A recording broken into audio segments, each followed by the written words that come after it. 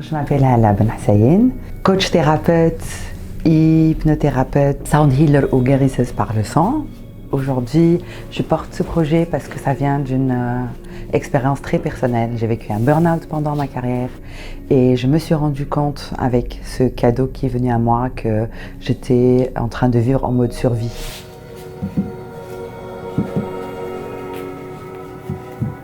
Quand j'ai commencé à parler autour de moi, j'ai trouvé que beaucoup de femmes aujourd'hui, professionnelles, managers, femmes, mamans, etc., on gère tout merveilleusement, mais on n'arrive pas à se gérer à nous, nos émotions, ce qui se passe à l'intérieur.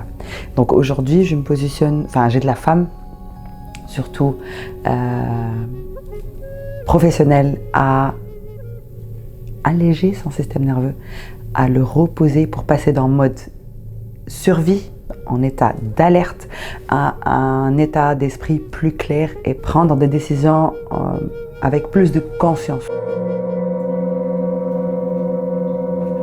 C'est une méthode que j'ai expérimentée sur moi-même et sur les autres qui combine un petit peu le tout.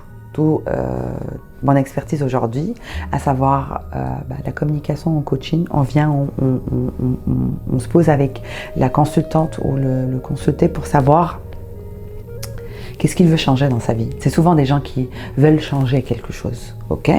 Et pourquoi? Et à quel point? Un système nerveux qui est tendu, qui est stressé, ne peut pas changer grand-chose. Le système nerveux sympathique qui doit être relâché pour activer le système parasympathique. Et on fait ça avec le sound healing. On voit le comme un voyage sonore, comme un journey. Ça commence avec de la douceur, on vient un petit peu toucher les chakras. Prenez une deuxième inspiration et connectez-vous à votre respiration. Il y a des idées qui viennent et qui vont. Laisse passer. Juste accueille.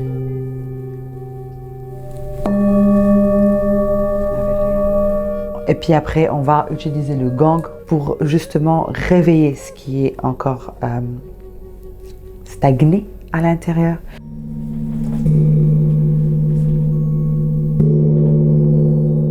Et puis on revient à adoucir tout ça avec plus de sang, de l'eau, ok, et des sons de quadrillons et tout ça qui apaise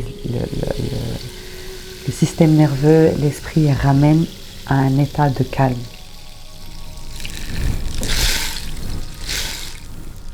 Cassia est venue dans un moment où j'ai commencé à me dire, j'ai commencé à me douter de moi et me dire, et si c'était juste un rêve? Je rêvais grand, mais j'avais besoin peut-être de connaître plus le marché. Je suis nouvelle arrivante et c'est arrivé au bon moment pour que, je crois plus en mon projet. Et même si mon idée était peut-être vue farfelue à un certain moment, elle est très scientifique aujourd'hui, elle apporte ses fruits. Ça m'a permis de structurer en fait mon offre. C'est venu au bon moment pour me confirmer dans ma position d'entrepreneuriat. J'ai eu quelqu'un qui m'a suivi depuis le début de tout le programme de l'académie.